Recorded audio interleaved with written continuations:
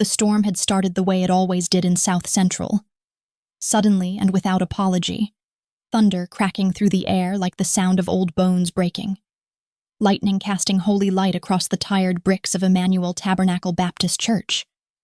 My father's voice still echoing in my head from that evening's sermon on obedience and righteousness, which he always delivered with fire, sweat, and the kind of spiritual authority that made your soul sit up straight in the pew, even when your body wanted to slouch.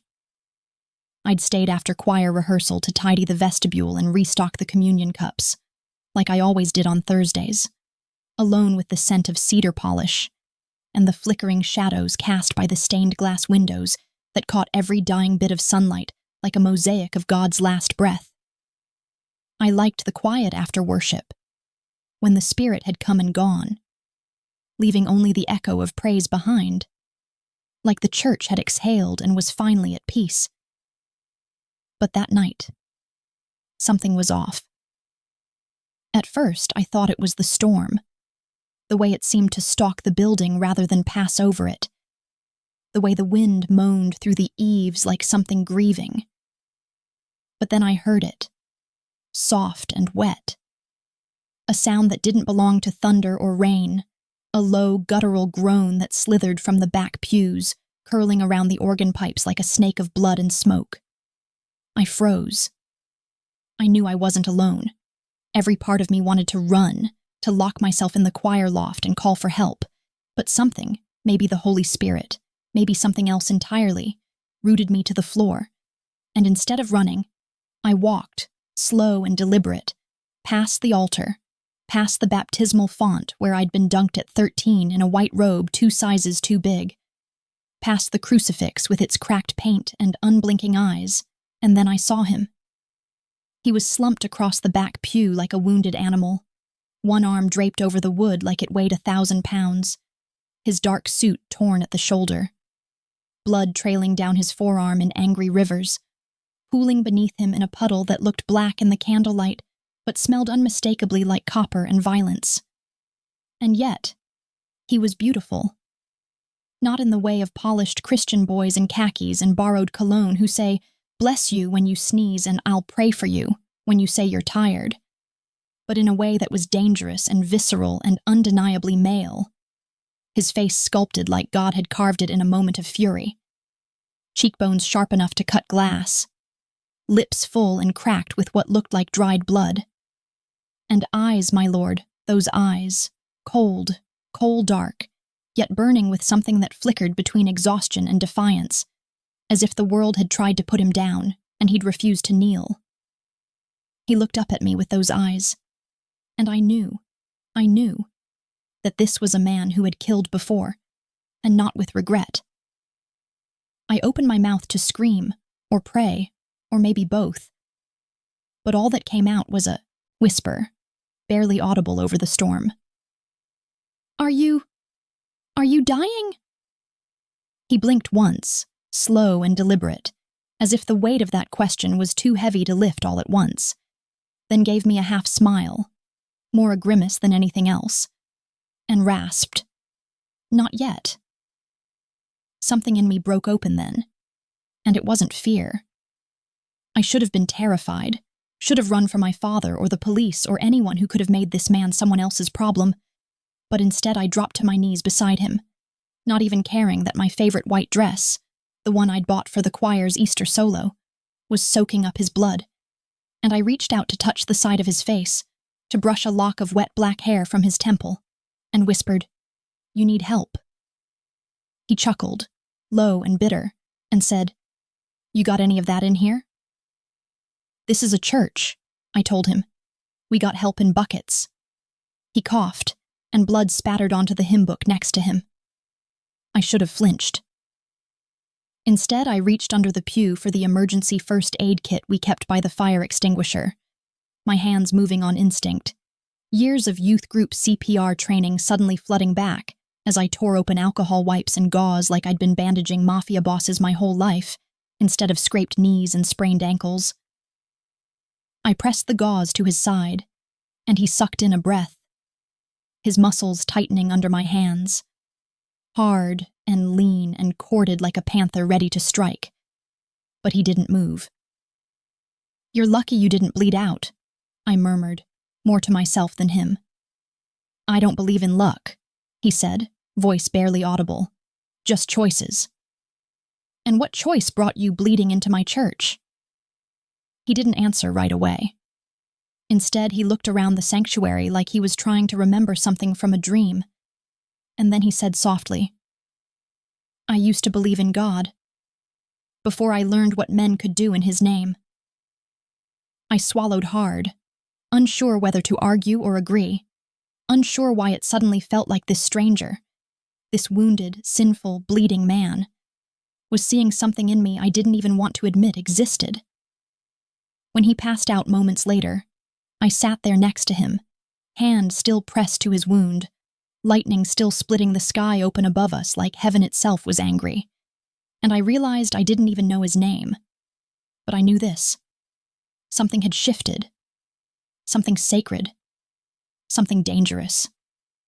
I stared at him, this stranger with blood on his hands and sin in his soul, and whispered, "Why did you bring him here, God?"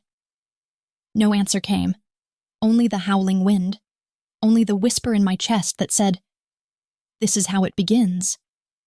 He didn't wake until the following afternoon, sunlight filtering through the stained glass windows in ribbons of crimson and gold, washing his face in color so surreal it made him look almost angelic. If angels came with bullet wounds, bruised knuckles, and a quiet menace that never really left, even in sleep. I'd stayed the entire night beside him, dozing in short fits with my back against the pew, refusing to leave his side, though I knew what it would look like if anyone walked in, though I knew my father would flay me alive with scripture and silence if he found me curled up next to a stranger, especially a man who looked like sin. Itself had kissed his neck and called him beloved. I had changed his bandages twice, whispered soft prayers over his barely steady breathing, and pressed trembling fingers to his forehead more times than I could count. Not because I thought I could heal him, but because something about touching him made the space between my ribs feel less hollow. Like maybe I wasn't just saving him, maybe I was saving myself too.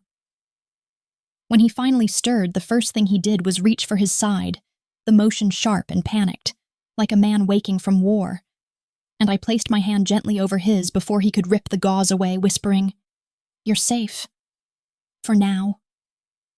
His eyes opened then, those dark, fathomless things that saw far more than they should, and for a long moment he didn't say a word, just stared at me with an expression that wasn't quite confusion and wasn't quite gratitude, something closer to disbelief, as if he didn't recognize the world he'd woken up in, or couldn't understand why someone like me would be sitting in it, watching over him like a guardian in white with a face full of worry and a heart full of questions.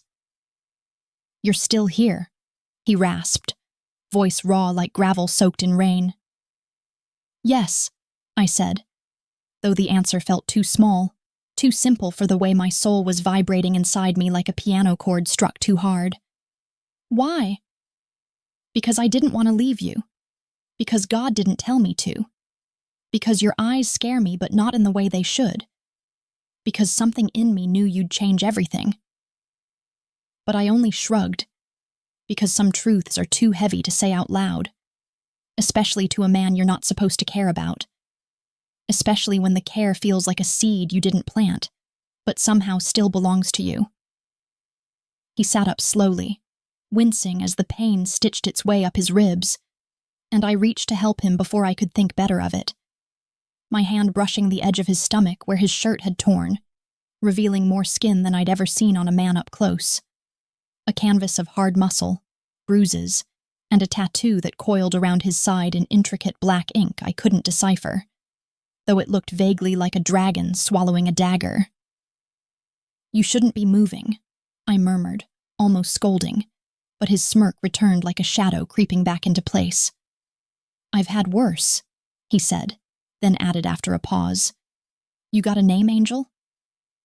"Naomi," I said, and he repeated it like it tasted strange on his tongue, like it didn't belong in his world but somehow intrigued him anyway. "Naomi," he said again, then looked around the church, eyes settling on the altar.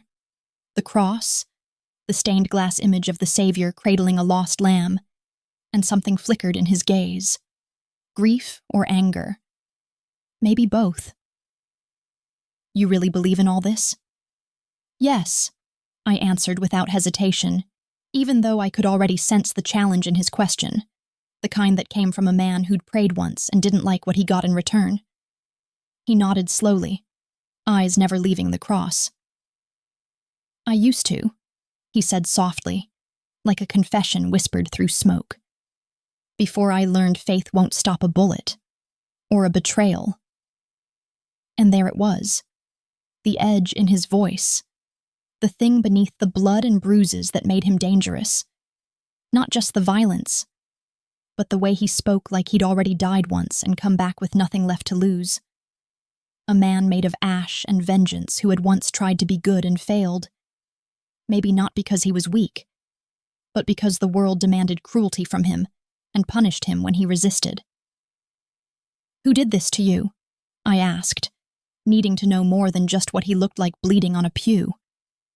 He looked at me then, really looked, and said, someone I thought was my brother. It wasn't the answer I expected. He must have seen that in my face because he added, not by blood. In my world, loyalty runs deeper than blood, until it doesn't. Something inside me twisted at that, because I knew what it meant to trust someone and be betrayed, not by a gun or a knife, but by silence, by absence, by people who claimed to love you, and yet disappeared when love was no longer convenient. He looked away, and I could feel him folding in on himself, his pain retreating behind those hard lines on his face like a wolf nursing a wound in private, unwilling to let the world see the soft beneath the steel. But I saw it. I felt it. And I couldn't help myself when I said, you can stay here, just until you're strong enough to leave. His eyes snapped back to mine, alarmed, almost offended, as if the idea of someone offering him mercy without a price tag was a threat more dangerous than any gun. Why would you do that? He asked, voice sharp now, almost accusing. I hesitated, then said, because I think you need a reason to believe in something again. He didn't answer. He didn't need to. The silence between us said more than any words could. Said that he wasn't used to kindness, didn't know how to accept it. That maybe he wanted to, but didn't trust himself not to destroy it in his hands. But he stayed. And that night, when I found him sitting alone in the sanctuary hours after I thought he'd gone, head bowed in the last pew like a man at confession, I knew the truth. He wasn't just staying because he was hurt. He was staying because something in this place, or maybe in me, had made the monsters inside him go quiet for the first time in a long, long while. And that scared me more than anything. Because if he stayed long enough to heal, I wasn't sure who he would become, and I wasn't sure if I could walk away when he did. There is a stillness in the sanctuary that doesn't belong to this world, a kind of hushed reverence that clings to the walls like incense, settling into every crack in the old wood, soaking into the kneelers and the pulpit and the frayed edges of the red carpet like the memory of every whispered prayer that's ever been spoken in this place. And yet ever since he walked through those doors, ever since his blood soaked into the floor beneath the third pew from the back, that stillness has felt less like peace and more like tension wound tight beneath my skin. A breath caught between exhale and collapse. A holiness that holds its breath every time he enters. He comes every Sunday now. Not for service, not to worship, not even to speak. He just sits, always in the back, always in black, a ghost with sharp eyes and a silence that says more than most men's sermons ever could.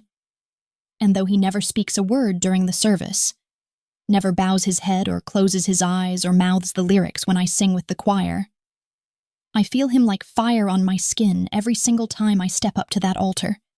Feel his gaze on me like the weight of 100 hands pressed gently to my throat, not choking me, not yet, but reminding me that I am seen. And not by God, not only by God, but by him. By Jinsu. By the man I let bleed all over my hands and who now lingers in my life like the scent of rain after fire, strange and smoky and impossible to forget. And the worst part? I don't want him to stop. I tell myself it's curiosity. I tell myself it's compassion. I tell myself that God put him in my path for a reason, that I'm simply obeying the call to love the lost, to extend grace where the world would extend judgment, to shine light in dark corners even when I'm afraid of what I'll find there. But deep down, in the quiet places I don't dare speak from, I know the truth. I like the way he looks at me. I like the hunger in his eyes. I like the way his presence makes my faith tremble. The way he makes holiness feel like something sharp instead of something soft. Like a blade pressed to my inner thigh, whispering, "Choose."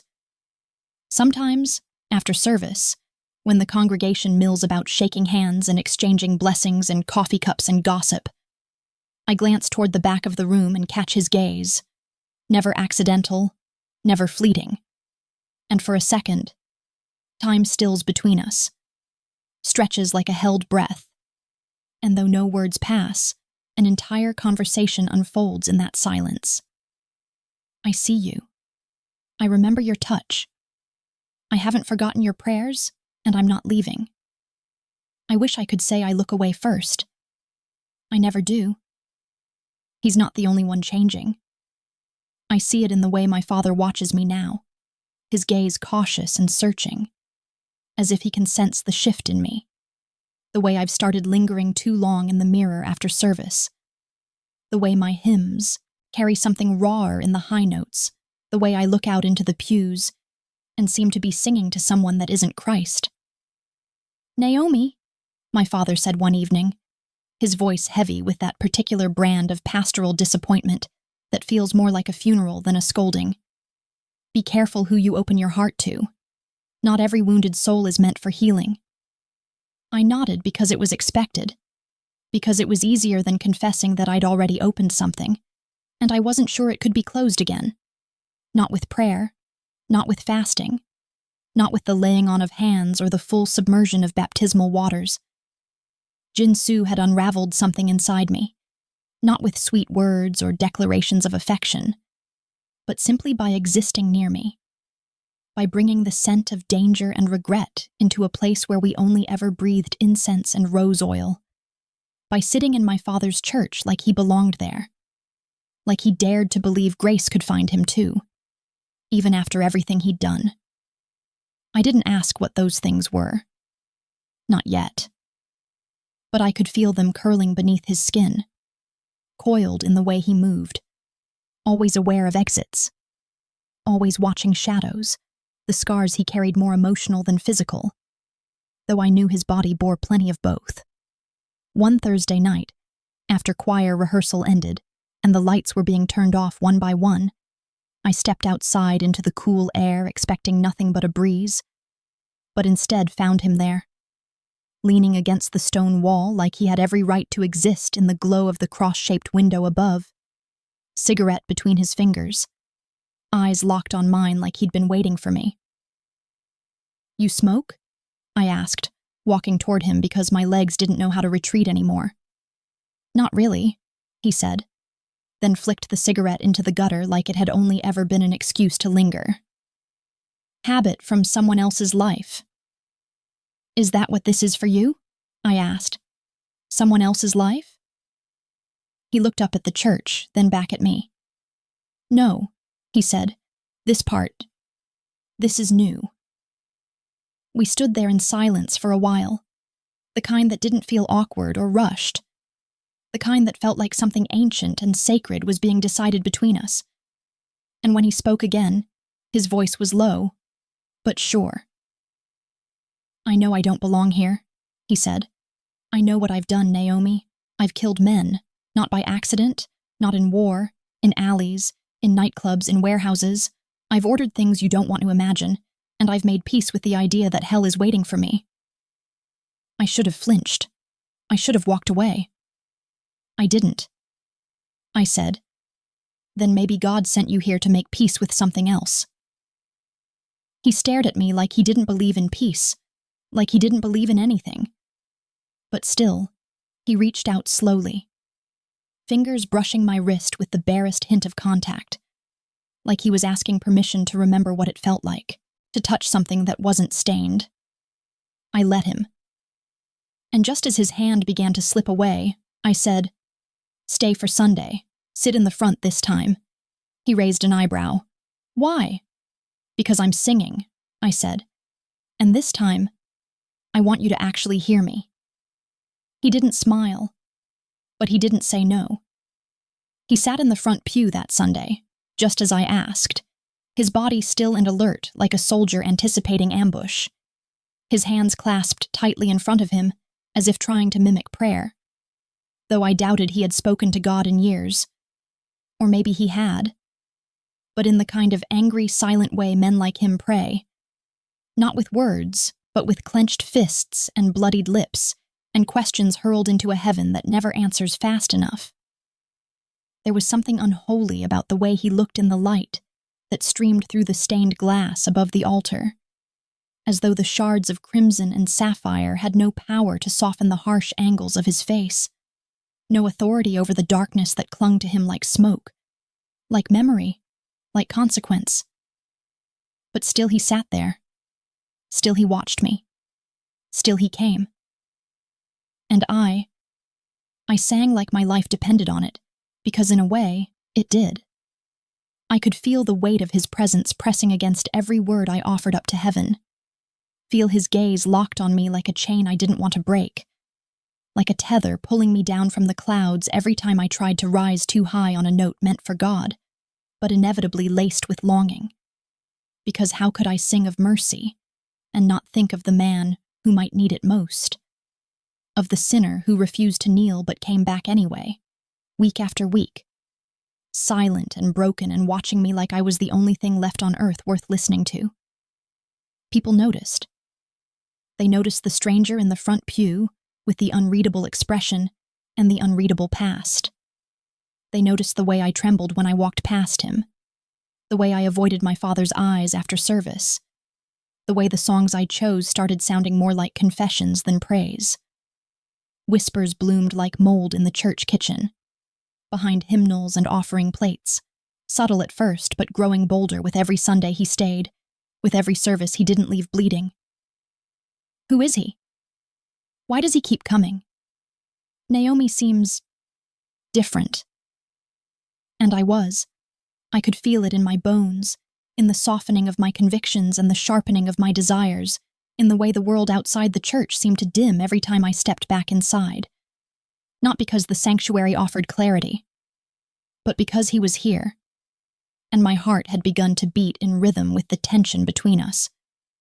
The dangerous, unspeakable possibility that holiness and sin weren't as far apart as I'd been taught. After the sermon, some long, booming reminder from my father about judgment and grace and the cost of compromise, I found myself alone in the hallway just outside the pastor's office, heart pounding in my chest like a warning, palms damp with nerves I pretended were due to the heat. When I saw him leaning against the wall beside the storage closet, one foot crossed over the other, arms folded, expression unreadable.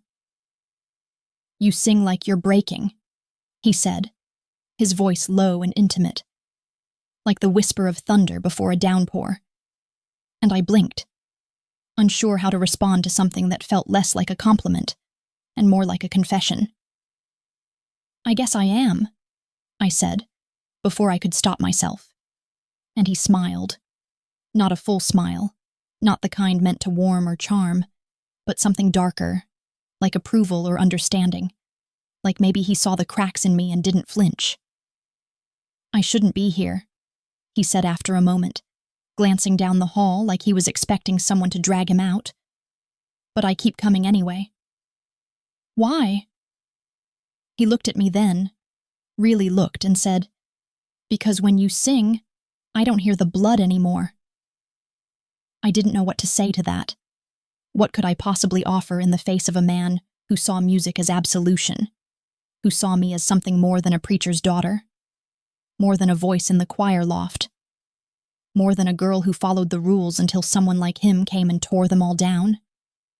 But just as I was about to speak, just as I was about to ask him if he really believed I could silence the ghosts he carried, the front doors of the church burst open with a bang that echoed through the sanctuary like a shot. 3 men entered, all sharp eyes and sharper suits, moving with the kind of coordinated arrogance that only came from years of doing dark things together and surviving it. Their presence setting off something instinctual inside me. Fear, recognition, dread. Jin-Soo straightened instantly, his posture shifting from relaxed to alert in a single heartbeat. His body angled just enough to place himself between me and them without drawing attention. The tallest of the 3, a man with slicked back hair and a scar slicing down the side of his cheek like a warning label, smiled when he saw Jin-Soo. "There you are," he said in Korean, though I understood just enough to catch the cold sarcasm in his voice. "We've been looking for you, Hyung." Jin-Soo didn't move. Neither did I. "I'm in church," he replied, and there was something so bitter in those 3 words that I almost felt them cut. The man with the scar laughed and took a step closer. "Didn't think you believed in God anymore." "I don't," Jin-Soo said, "but she does." That was the moment I realized just how much danger I was in. Not because of who they were, but because of who he had become to me. Because even if I didn't know the names of his sins, I had already decided they didn't matter as much as the look in his eyes when he said my name, as the way he placed himself in harm's path without hesitation. "You should leave," Jin-Soo said quietly, his eyes still locked on the men. "Now." "No," I said, though my voice trembled. The man with the scar raised an eyebrow. "She's brave." "She's mine," Jin-Soo replied, and the finality in his voice was like a gun going off in my chest. They didn't fight that day. Not there. Not in the sanctuary. But the warning was delivered. The threat made.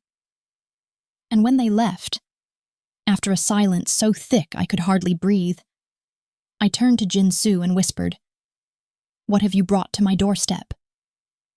And he, still watching the door, his hand twitching toward where a gun wasn't but could have been, said, "Everything I was trying to outrun."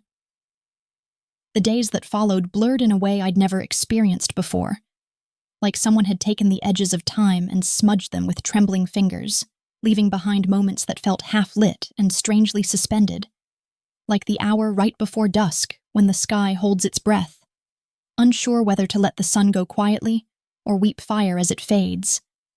And I moved through them, not as Naomi the church girl, not as the daughter of Pastor Ezekiel Bennett, not even as the soloist whose voice echoed every Sunday through the pews like oil poured over bruised hearts, but as something else entirely, something quieter and rawer and dangerously undone. Jin-Soo didn't come back right away. Not to service, not to choir practice, not even to linger in the shadows where I could feel him like a question I wasn't ready to answer, and yet his absence clung to me more violently than his presence ever had, because it wasn't the silence that tormented me. It was the knowing that he had chosen it, that he was retreating into that place where men go when they're preparing for something destructive, something final, something holy in its violence. And still I waited. Still I searched for him in every dark coat that passed the church steps, in every pair of black eyes that turned away too fast, in the hush between hymns when my voice would falter ever so slightly, as if somewhere inside me I expected him to step back into the light, to sit in the front pew again with his spine straight, and his sins barely hidden beneath the tailored edge of his jacket.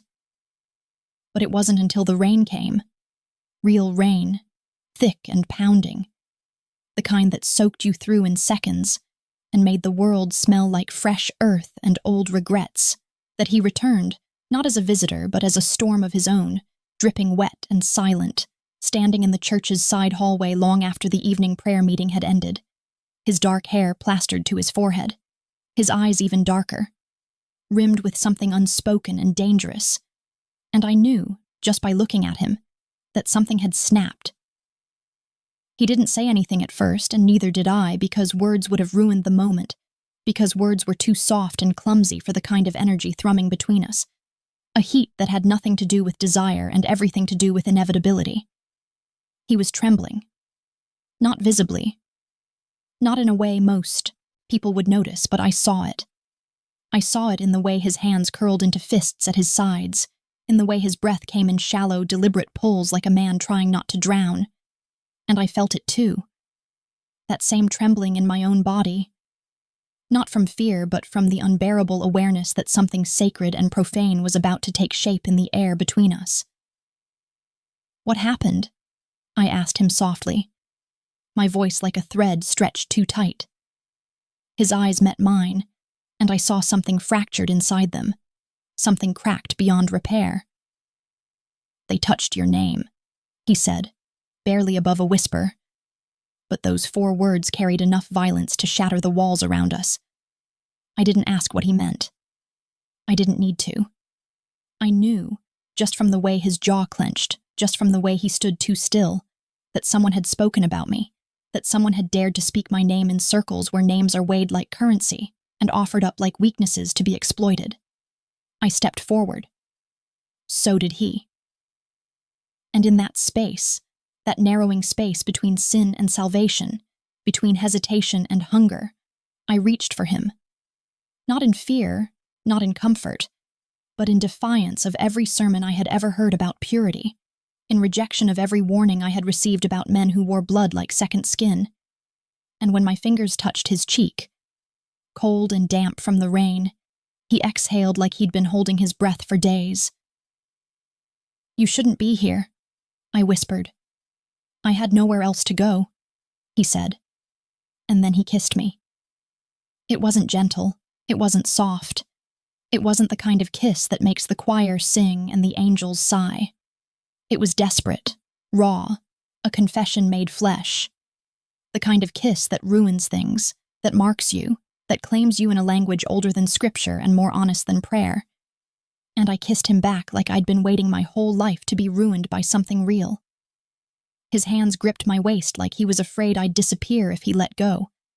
And my own hands found the back of his neck, pulling him closer, closer, until there was nothing between us but heat and breath and the unbearable weight of everything we hadn't said. There was no altar, no candles, no choir, but it felt like worship. It felt like offering.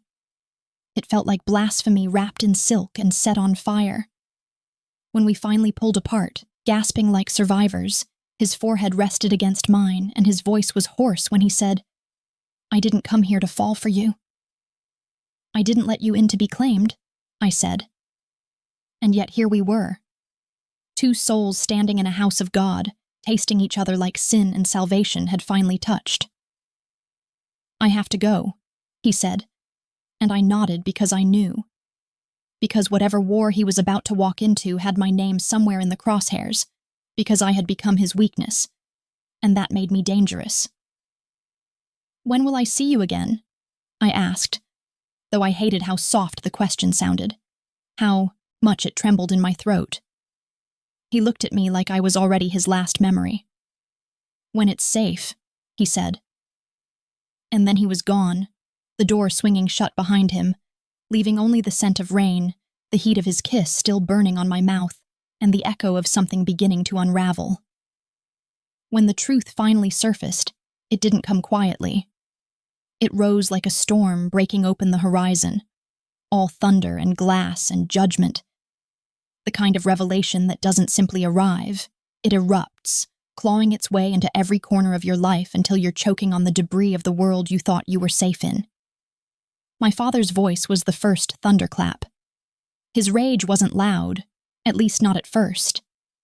It was the heavy kind, the kind that lives in silence, that hums through the walls of the house like static, that fills the air until you start to tremble from the pressure of everything left unsaid. I'd known this moment would come.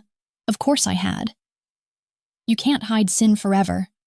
Not in a town where the church is both sanctuary and surveillance, where gossip travels faster than gospel, where people smile at you during service and crucify you by supper.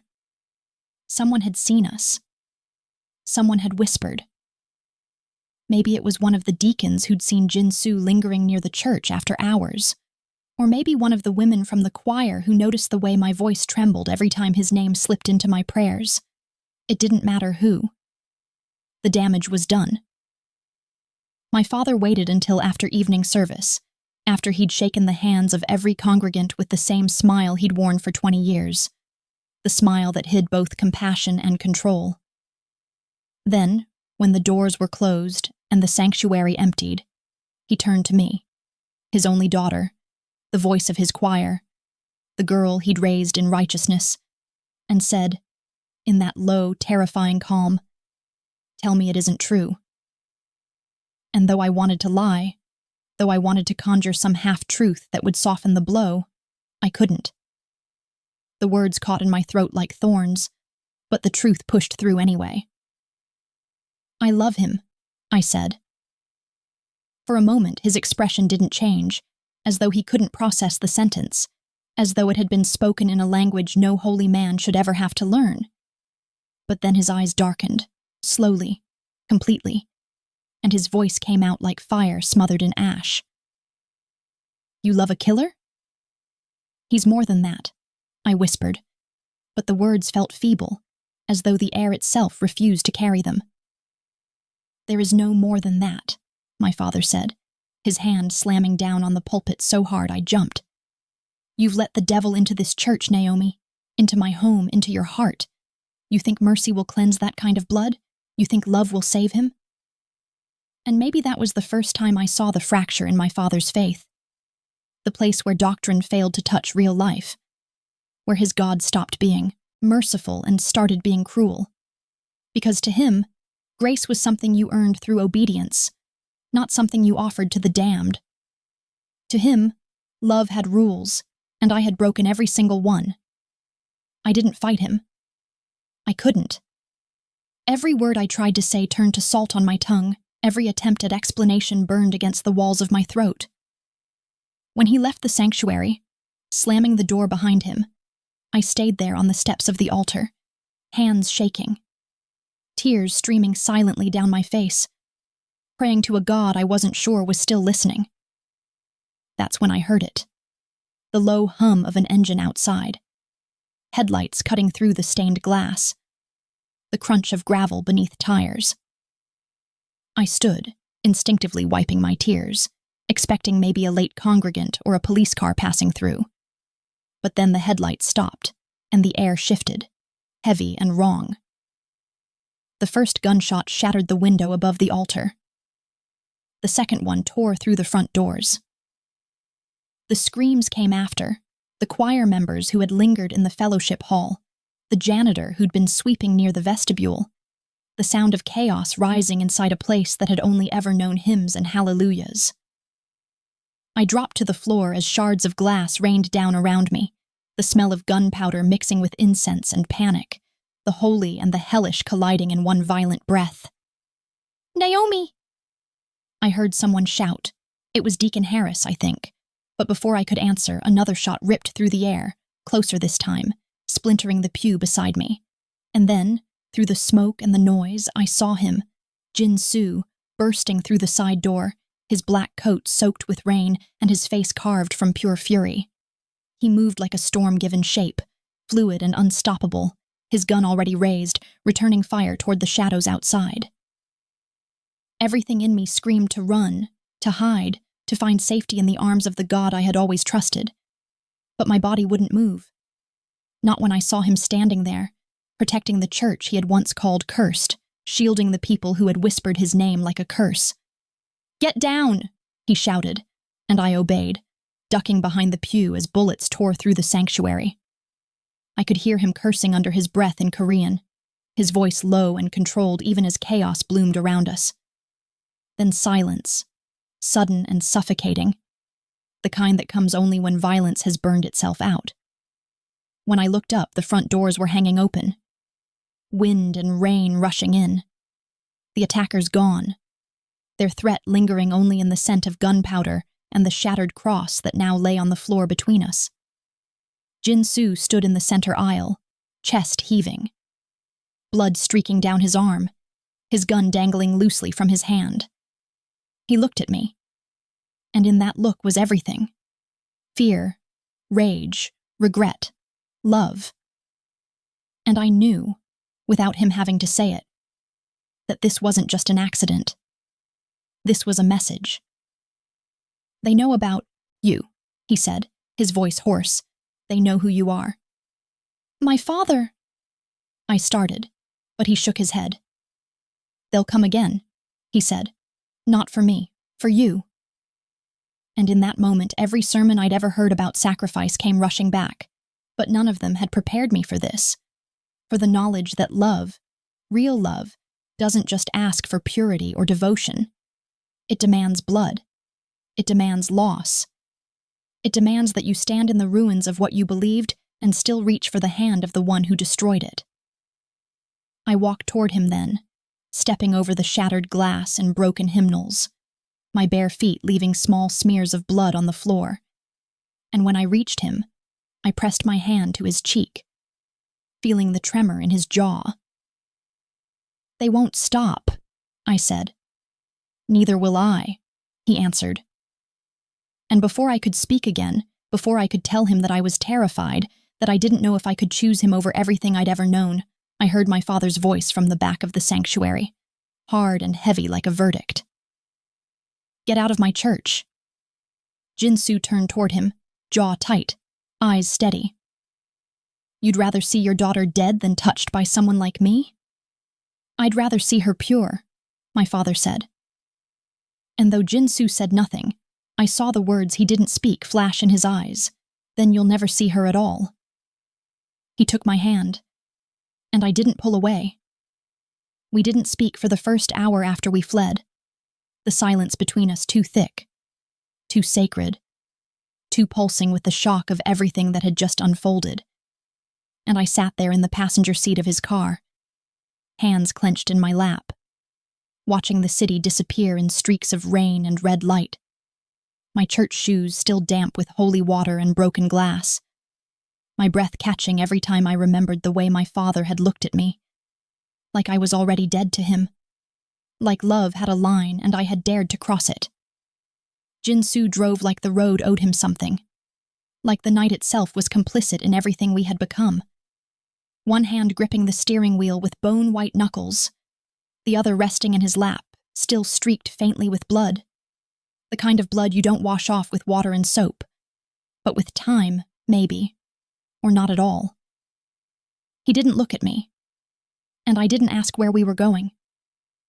All I knew was that I had chosen, that I had stepped away from everything that had made me feel safe and clean and certain, and I had done it not because I stopped believing in God, but because I had started believing in him, in this wounded, furious man who had broken open every lie I'd wrapped myself in and shown me something I couldn't unsee.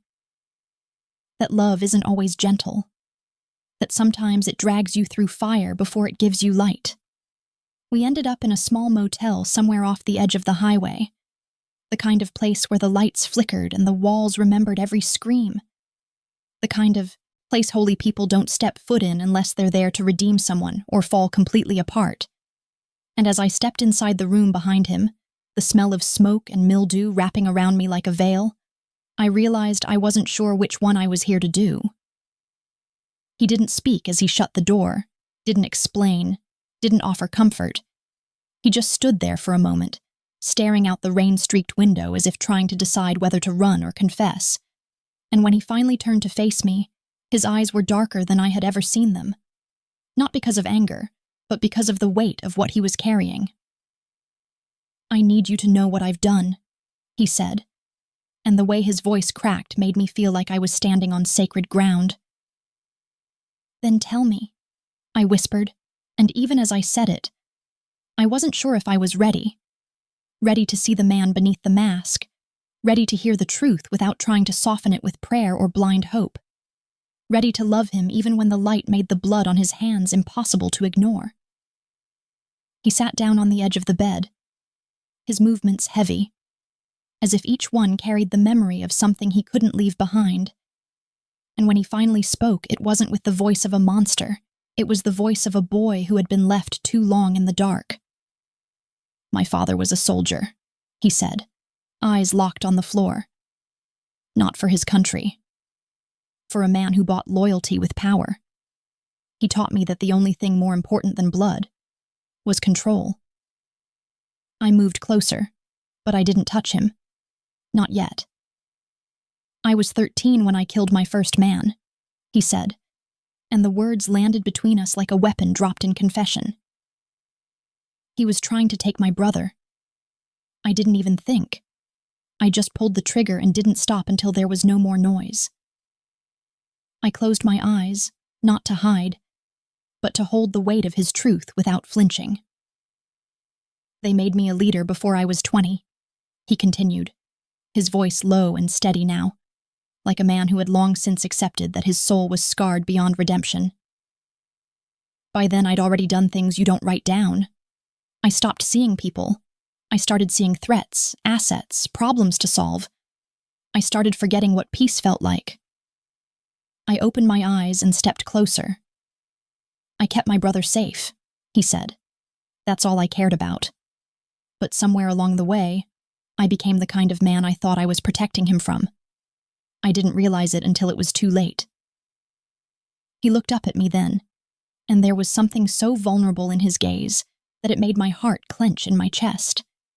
Because for all his sins, for all his violence, for all the blood he'd spilled in the name of survival, this was the part that undid him. The realization that even monsters are made, not born. "I don't ask for forgiveness," he said, and his voice trembled like a prayer caught in the throat. "I just needed you to know who you've chosen." And I did know. I knew more than I wanted to. But I also knew that love, real love, isn't blind. It sees every scar, every flaw, every dark corner, and still chooses to stay. Love doesn't ignore the demons. It sits beside them and refuses to run. So I knelt in front of him, cupped his face in my hands, and said the only thing I could say, the only truth I had left. "I see you, Jinsu, and I'm not afraid." He closed his eyes then, and I kissed him. Not to erase his pain, not to rewrite his past, but to remind him that even in the ruins of who he had been, something holy could still grow. That night, we lay in that motel bed, not as a church girl and a mafia boss, not as opposites clashing in a world too narrow for what we had become, but as two people who had been broken by the world and still chose to reach for each other in the dark. And when I woke just before dawn, his arm around me and the storm finally passed, I realized something terrifying and beautiful. I wasn't his salvation. He wasn't mine. But together, we might be something else entirely. There's a silence that falls right before everything goes wrong. Not the kind that comforts or calms, not the kind that holds you like a blanket at night when the world outside is too loud, but a sharper kind. The kind that creeps beneath your skin and burrows into your bones, whispering that something holy is about to be broken, that something fragile is about to be torn. And I felt that silence the moment Jinsu's phone buzzed beside the motel bed just before dawn, the screen lighting his face in a ghostly glow as his eyes widened in a way that made my stomach twist before he even said a word. I sat up, the sheets tangled around my legs like chains. Watching him read the message with a stillness so profound, it scared me more than shouting would have, because the way his jaw clenched and his breath caught told me this wasn't business as usual. This wasn't some street-level threat he could crush beneath his heel with a few phone calls and a cold glare. This was personal. This was deep. This was blood.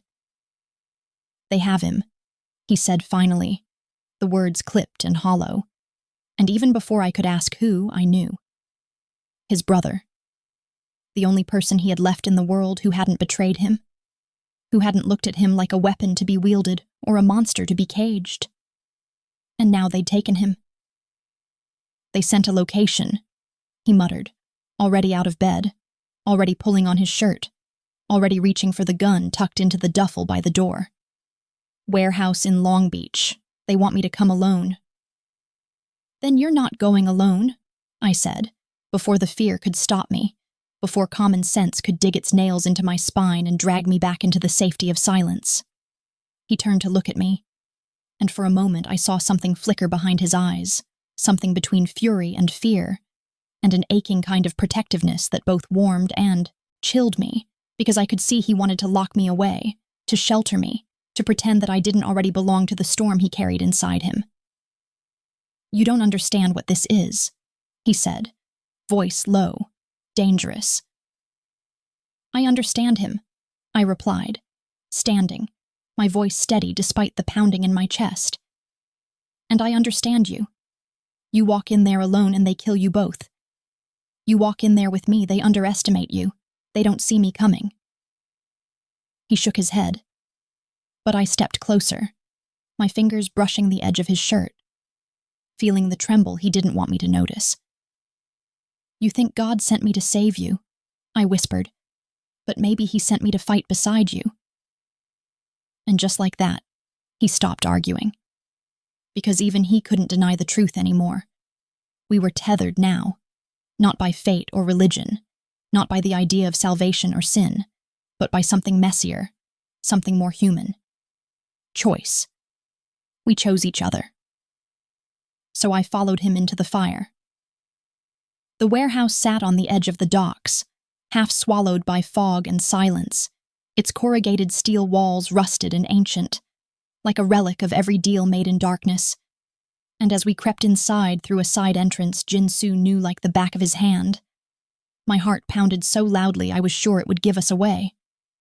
But he reached back once, just once, and touched my hand. A brief squeeze. A promise. And suddenly the fear didn't own me anymore.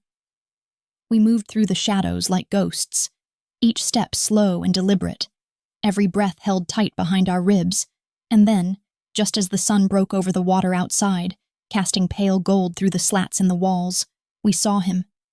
His brother. Tied to a chair, blood on his face, lips split, one eye swollen shut, but alive. And standing around him like wolves who smelled weakness were 5 men in suits, their eyes cold, their hands too close to the guns at their waists. And the moment one of them turned toward us, everything exploded. Jin-Soo moved like a bullet given life, swift and unflinching, his gun raised, his shots clean and purposeful, each one finding its mark, each one a message written in fire and vengeance. And I ducked behind a crate, my hands shaking but my eyes sharp, watching, praying, breathing, because I needed to know he was still on his feet, that the man I had chosen wasn't about to be taken from me by the past he was still running from. The sound of gunfire was deafening, echoing through the metal like thunder, and at some point I stopped thinking and started moving, rushing to his brother's side, cutting the zip ties with a blade I found on the floor, whispering to him to hold on, to breathe, to wake up because we weren't going to leave anyone behind. And then, from behind me, I heard the one sound I hadn't dared to anticipate. A click. The safety being turned off. I turned slowly, already knowing what I'd find, already seeing the man with the scar, the one from the church, the one who smiled like he'd never meant it, raising a gun, his aim locked on Jin-Soo's back as he fought off another attacker, and something in me snapped. I didn't think. I just lunged. The bullet fired a second after my scream, and I felt it pass so close to my cheek it burned, but I kept going, slamming into the man with every ounce of fear and fury and faith I had left, and we hit the ground hard, his gun skittering across the floor just as Jin-Soo turned and finished what I'd started. And then it was over. Silence again. But not the same silence. This one was heavy with survival, with disbelief, with the raw, aching sound of 2 people still breathing when they weren't sure they deserved to be. I stood slowly, trembling, blood on my hands that wasn't mine, eyes wide as Jin-Soo stared at me like he didn't recognize the girl in front of him, the one who had chosen violence over prayer, instinct over purity. "You saved me," he said, voice hoarse, broken. "I prayed for you," I replied, my voice just as raw. "And then I saved you. Maybe that's the same thing." He stepped toward me then, and for the first time in his life, I think, He fell into my arms, into my breath, into the space between redemption and ruin. And I held him, not as a saint, not as a savior, but as a woman who knew exactly what it meant to be baptized in blood.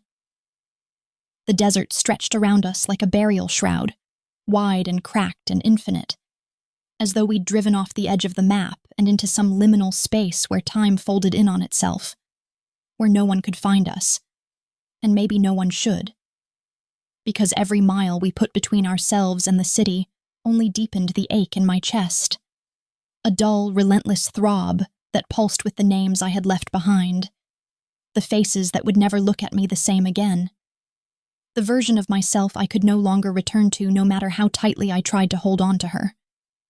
I should have felt safe. I was with him, and his brother was alive and healing in the back seat. The blood had been scrubbed from our skin, and we were free, at least for now. But freedom, I was learning, wasn't peace. And safety didn't feel like safety when the cost of it was everything I had ever known, when the sound of my father's voice still echoed in my ears like scripture turned accusation, when the weight of my choices settled heavier than the gun tucked into the glove compartment between us. Jin Soo hadn't said much since the shootout. He'd driven like a man escaping not just danger, but destiny, his knuckles white on the steering wheel, his jaw clenched in the same tight line that had kept him alive this long, and I knew that asking him to talk before he was ready would be like asking a wound to close before it had stopped bleeding. So I said nothing, just stared out the window and tried not to wonder if God was still watching me, or if he'd finally turned his face away. We found shelter in a run-down motel on the edge of the desert, a dusty shell of a place with faded signs and cracked windows, the kind of place people disappeared into, not from shame, but from exhaustion. And as I stepped into the room, the dry air clinging to my throat like judgment, I realized how completely untethered I had become. No choir, no sermons, no white dresses or choir books, or carefully rehearsed prayers, just me and the man I had chosen, and the ghosts that now followed us like shadows that refused to die. That night he stood outside beneath the stars, shirtless and silent, the bruises along his ribs blooming like ink stains against his skin, a cigarette smoldering between his fingers, though he didn't inhale, just held it like a memory he couldn't shake. I thought killing them would make it easier, he said finally, his voice a rasp carried on desert wind, but all I feel is heavier. I stepped outside barefoot, the heat of the sand still rising through the soles of my feet, and I didn't say the thing I wanted to. The thing about how violence always carves a deeper hole than it fills. How revenge is just grief wearing a mask. Because he already knew. And I had learned enough by now to know that sometimes love meant sitting in someone's silence without trying to erase it. They took everything from you, I said instead, my voice soft but steady. You did what you had to do. He turned to me, and in his eyes was that familiar war, between the man he used to be and the one he was trying to become, between the darkness he'd mastered and the light he didn't believe he deserved. And he took a step forward, slow and deliberate, until we were inches apart. The heat between us so thick it felt like it might burn. I didn't just do it for my brother, he said. I did it for you. I inhaled sharply, because I knew he meant it. Knew that somewhere along the way, I had become more than the girl who sang hymns and tended his wounds. I had become a line he was willing to cross, a reason he couldn't walk away, a temptation he no longer resisted. You don't owe me anything, I whispered. That's the problem, he replied. I want to. And then, beneath a sky so wide it felt like we were standing at the edge of the world, he pulled something small from his pocket. A silver ring, simple, worn, the kind of thing passed down through generations, not bought, and he held it out to me with trembling hands. I don't have a church, he said. I don't have a pastor or a choir or a blessing, but I have this, and I have you. My heart stuttered in my chest, not from fear, but from the weight of what he was offering. Not just love, but surrender. Not just a future, but a vow made in the ashes of everything we'd burned. "I want to marry you, Naomi." The words landed like thunder, shaking loose everything I thought I had left of who I used to be. "I know I'm not worthy," he continued, his voice cracking. "I know, I'll never be clean. But I don't want to keep waking up without you. I don't want to keep walking through fire if you're not there at the end." I stood there for a long time, tears blurring the edges of the stars. My soul caught between the echo of my father's voice warning me of unequally yoked unions and the sound of my own heartbeat screaming yes. But before I could answer, before I could reach for the ring or fall into his arms or tell him that I didn't care about ceremonies or white dresses or approval anymore, the world shifted again. A car pulled into the lot. Slow, deliberate, unfamiliar plates. The engine didn't cut. Jin-Soo turned, eyes narrowing, hand instinctively reaching for the gun tucked behind his waistband, and every inch of me went cold because I knew, deep in my bones, that peace was a lie we'd only borrowed for a little while. "They found us," he said, and I reached for his hand, fingers threading through his as the headlights lit up our faces, and I didn't know if we were about to die or fight or run again. But I knew this. If this was the end, I would face it beside him. The moment the headlights swept across our faces, I felt something inside me still. Not in fear, not in surrender, but in that strange, sacred hush that comes when you realize everything you've been running from has finally caught up. When there is no more hiding, no more praying for delay, no more pretending that grace can be borrowed without cost. And I reached for Jin-Soo's hand, not because I believed we could escape, but because if the end was coming, I wanted to meet it standing beside the man who had made me feel more alive in the fire than I ever did in the light.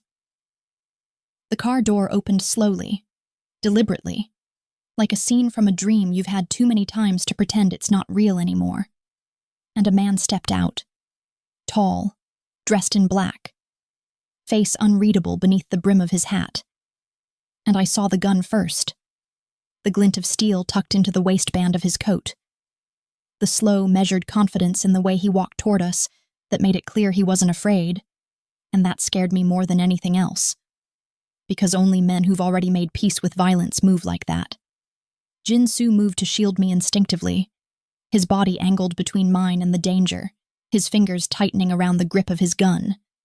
And in that second I saw the boy he used to be, the one who had picked up a weapon before he learned how to pray, the one who had buried his softness so deep that only I had managed to unearth it again. The man stopped a few feet from us and lifted his hands slightly, not in surrender, but in caution, like someone trying to show that the first shot didn't have to come from him. "I came to make a trade," he said, voice gravel and smoke. Jin-Soo didn't lower his weapon. "You brought a gun to negotiate peace?" The man's mouth curved into something that wasn't quite a smile. "I brought a gun because I know you."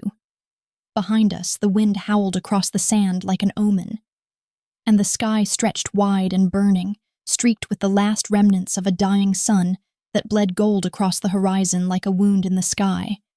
And I realized how fitting it was that our final stand would come not in darkness, but in this strange, holy dusk, caught between the sins of the night and the mercy of morning.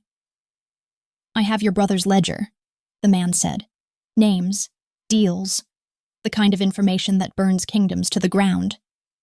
Jin-Soo's jaw clenched. "What do you want for it?" The man looked at me then, and something in my chest turned to ice. "Her." The word landed like a bullet, and for a moment no one moved, not even the wind. "I walk away," he continued, "and leave the book with her. Insurance, you get out, clean, but she stays, with me, 1 year." I didn't understand, not at first, until Jin-Soo said softly, "You're going to use her as bait." The man nodded once, no shame, no hesitation, Your enemies want her more than they want you now. They know she's your weakness.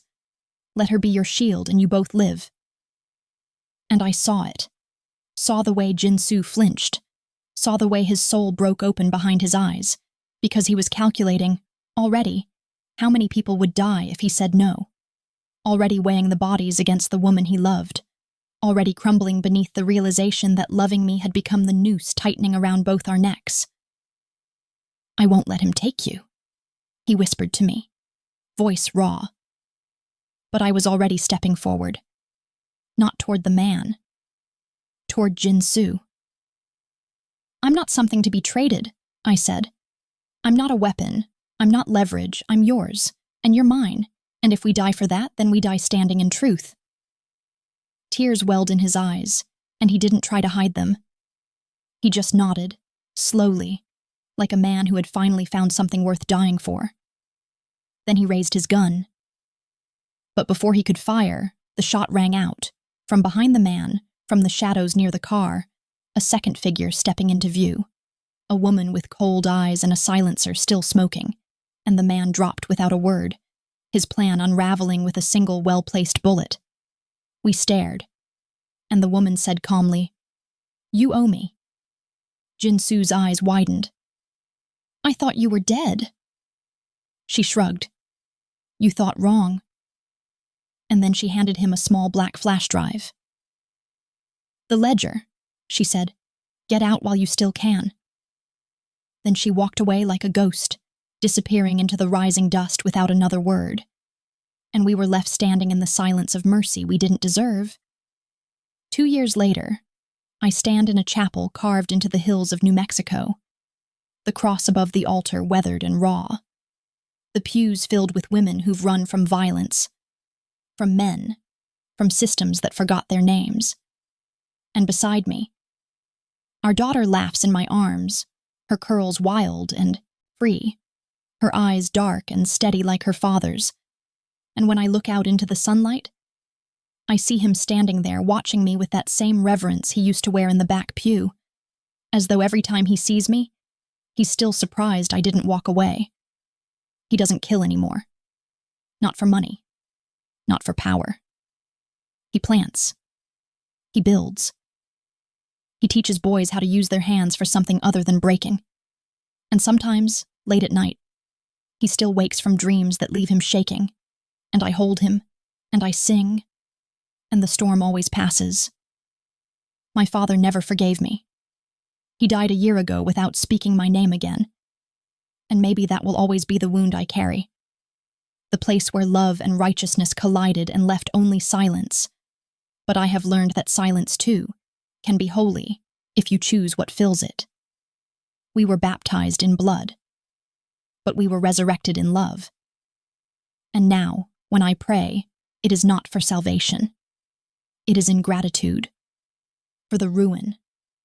For the wreckage. For the man who was never meant to sit in a church, and for the day he walked through those doors and found his way home in me. They say time softens everything.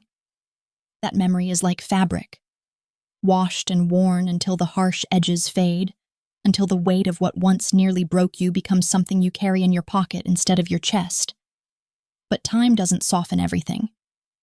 Some things stay sharp no matter how many years you wrap them in new rituals, new routines, new names. Some things refuse to dull.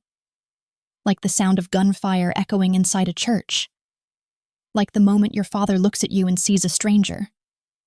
Like the kiss of a man with blood on his hands and your name in his mouth. These things stay. And yet somehow so do we. It's been 5 years since Jinsu and I stepped out of the desert and into whatever this new life became. 5 years of quiet mornings and hard work. Of laughter blooming where silence once reigned. Of raising a child in the sunlight of what we refused to let die.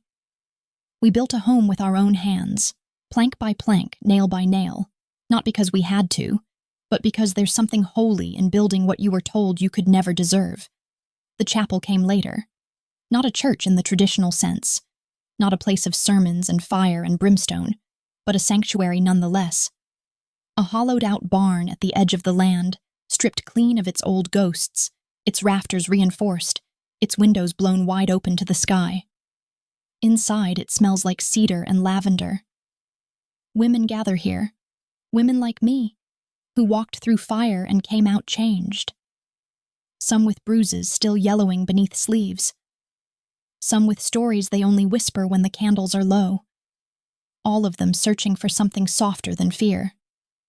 And here they find it. I sing again. Not to impress. Not to perform. But because it reminds me that my voice was never meant to be silenced. Jinsu listens. Always. From the doorway or the far corner of the barn, or sitting on the porch with our daughter curled in his lap. Sometimes he hums along, not in tune, not confidently, but with a kind of reverence, like every note reminds him he's still here, still breathing, still being given a chance the world tried to steal from him.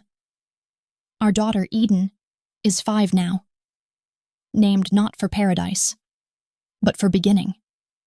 She was born in the late hours of a thunderstorm, screaming so loudly it felt like the sky split open just to announce her, and from the moment I first held her, slick and warm and wailing in my arms, I knew that everything we'd survived had led to this, to her, to us, to the quiet promise that maybe, just maybe, the curse had ended with us. She asks about God sometimes, about churches, about grandfathers, and I try to answer gently, not with bitterness, but with honesty. I tell her that God is not only found behind stained glass or in the voice of a man in a suit. I tell her that love can sometimes come wrapped in chains, that people confuse obedience with control, and that the truest kind of holiness is found in the way someone holds your hand when you're too broken to hold your own. She tells me she wants to be brave like her daddy. He tells her that bravery isn't fighting, it's choosing not to. That love is not about protection by force, but by presence. I watch them together and wonder if the girl I used to be would even recognize this life. Would she see the beauty in the dirt under my fingernails, the sunburn on my cheeks, the laughter that sometimes catches in my throat when Jinsu spins Eden in circles until they both collapse into the tall grass, dizzy and free? Would she forgive me? Or would she still believe I had betrayed everything she'd been taught? There are days I still carry the weight of that question. Days when a letter comes from someone back home, usually unsigned, usually short, and I know someone from the church still remembers me, still writes in secret, still wonders what became of the pastor's daughter who ran off with a killer and never came back. Sometimes they send Bible verses, sometimes it's just my name, scrawled in shaky ink, and sometimes, on the loneliest nights, I write back. Not with my return address, not with hope of reconciliation, but because somewhere in me there's still a girl who wants to be seen as more than her shame. I see Jinsu differently now. Not because he's changed, but because I've learned how to hold all of him without flinching. He still carries shadows. I don't ask for the details. Not because I'm afraid, but because I understand that not all confessions require words. Some are lived. Some are felt in the way a man tucks your daughter in at night with hands that once broke bones, in the way he builds birdhouses with quiet care, in the way he stops what he's doing just to listen when I hum an old hymn that reminds me of my mother's voice. We are not saints. We are not clean. But we are whole. And wholeness, I've learned, is a mosaic, made of broken pieces, held together by choice and grace and the relentless refusal to give up. We've been visited once or twice by the past. A former soldier. An old friend turned enemy turned maybe something else.